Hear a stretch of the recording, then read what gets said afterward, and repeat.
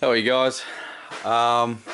So I've kind of been a bit slack with getting anything up as per usual, but it's all been actually pretty boring. I had to get some stuff done on the Saphiro, so I kind of took this off the hoist.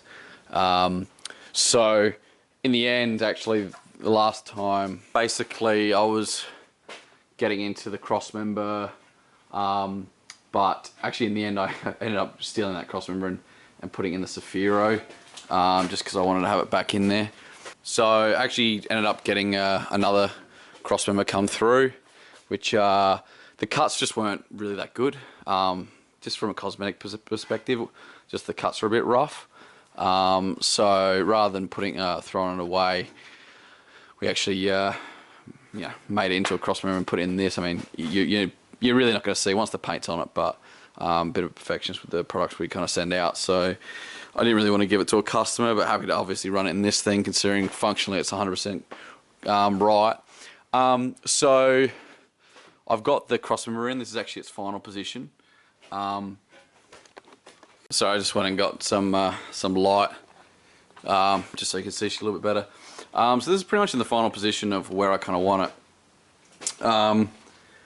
Basically, what you can kind of see there is there's a spacer in there. It's a 10mm spacer.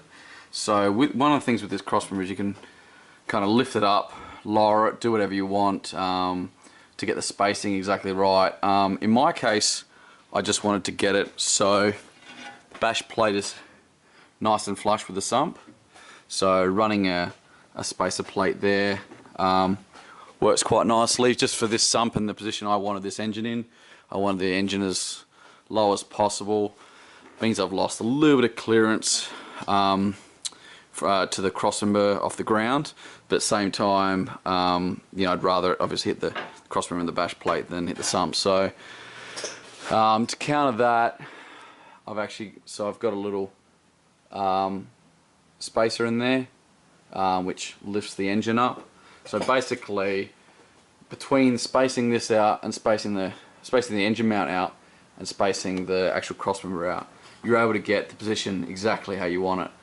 And then, I don't know if you could see that, but there's a bunch of slip plates. It's a bit dodgy how I've done the engine mount right there, just getting in position.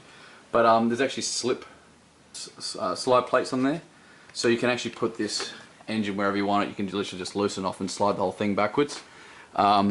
So I am going with a 20, which I'm pretty sure I haven't mentioned before.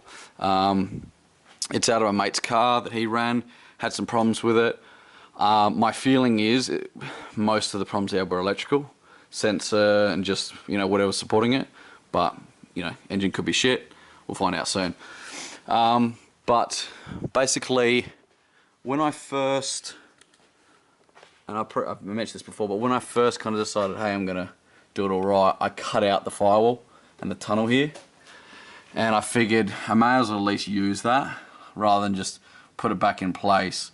So I've actually moved the 20 back probably about an inch, maybe a little bit more. Actually, it's pretty close to like 30-40 mil. So I don't know. I just felt like might help make it a little bit snappier, and also give me a bit more clearance at the front with the radiator, because I'm running a really thick radiator in it. So it'll mean I can run the standard clutch fan with the standard shroud, and I can have the radiator as far inboard as possible. You'll see what I'm doing with that as well.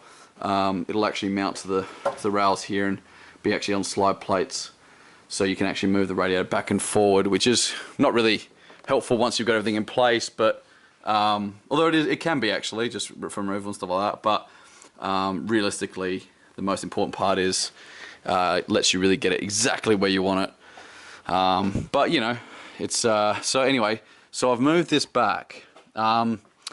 Obviously, what that does is it moves the sump further back, and obviously you put your rack forward as far as possible. Thankfully, with this crossmember, you can see. Oh, well, I should get out of the way of the light, but you can actually see how high clearance this is. This is always designed so that essentially you've got rack, and then you've got 1 inch of chromoly tube with 3mm thickness. So it's basically as much clearance as you could possibly get. So you can see, even with the engine as far back as it is, and with the rack moved forward about 25mm, it's actually got a decent amount of clearance. So with this engine, you know, 40mm maybe, obviously transmission problems, but so I decided in the end to go TR6060. Mate had one cheap, it's just missing 5th and 6th. Now I might even actually have what I need to repair that. Even if I don't, it's not a big issue.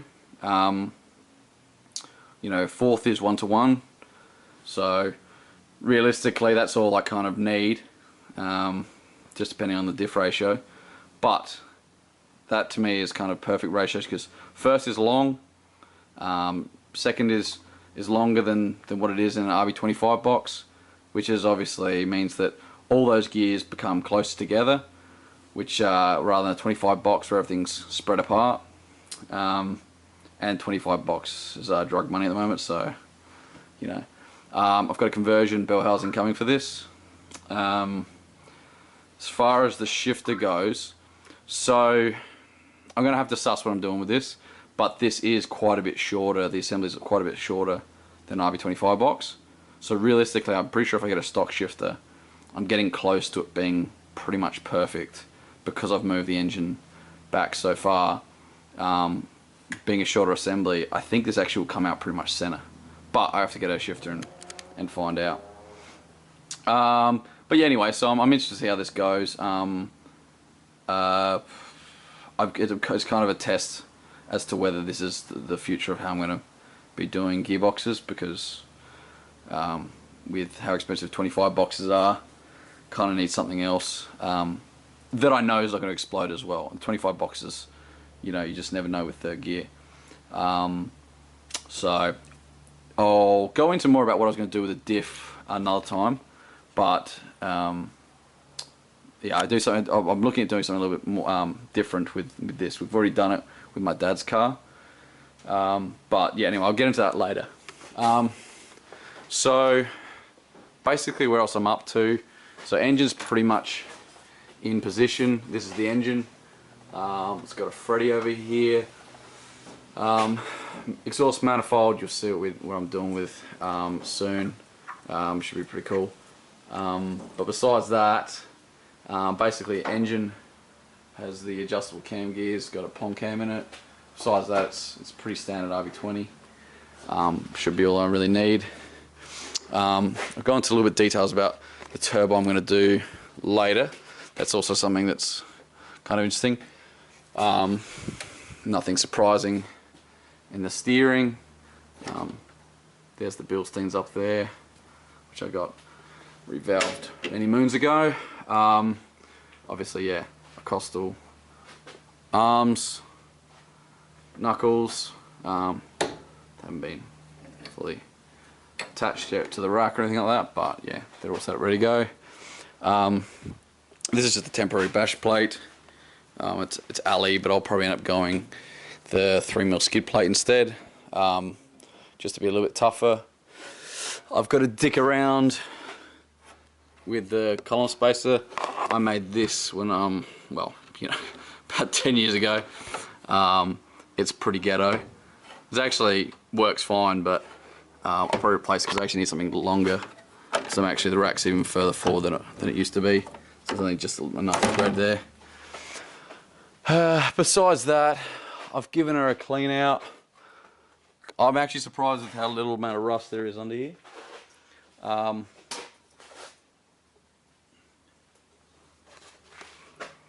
Actually, most of this is actually like red dirt, basically, like dirt that's just oxidized. As that's been cleaned off, it's pretty good under here. So, I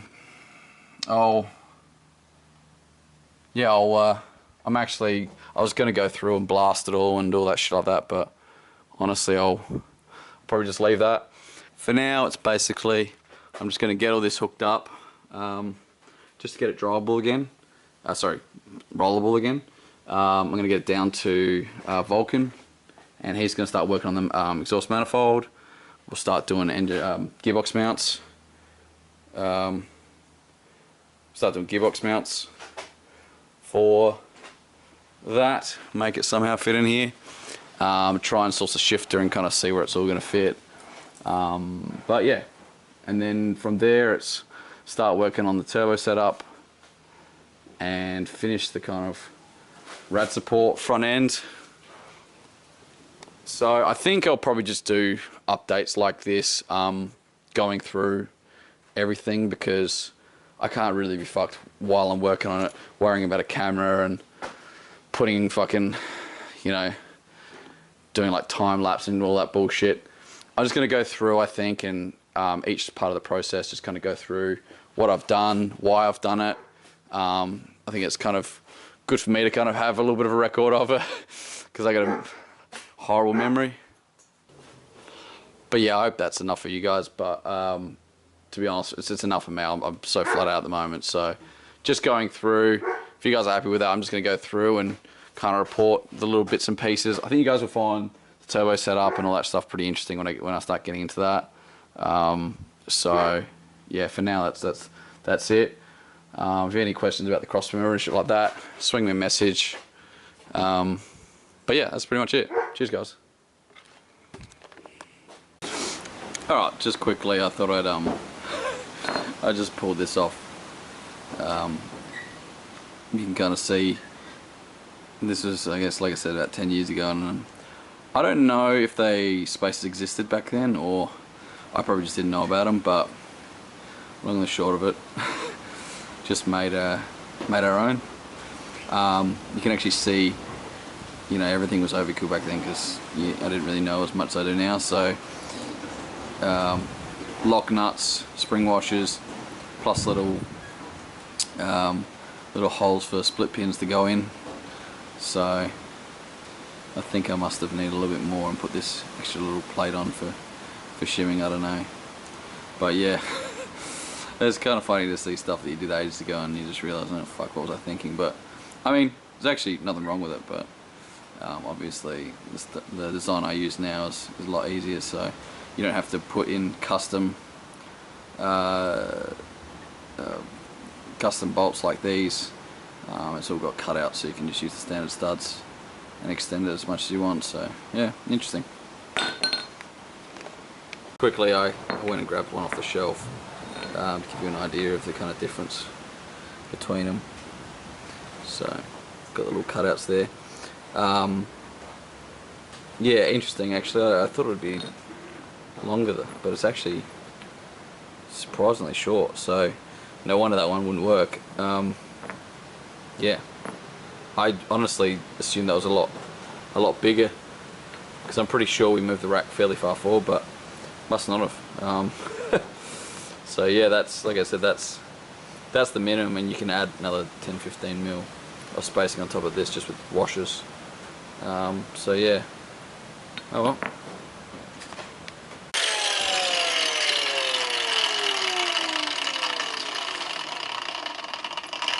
Alright, so I've just, what I've done is I've just extended the flat that normally on here. If anyone remembers on these ones, on S14s and a few other models, it's got a really long flat. But on this one here, it just had a little tiny flat for the little securing pin on the spline.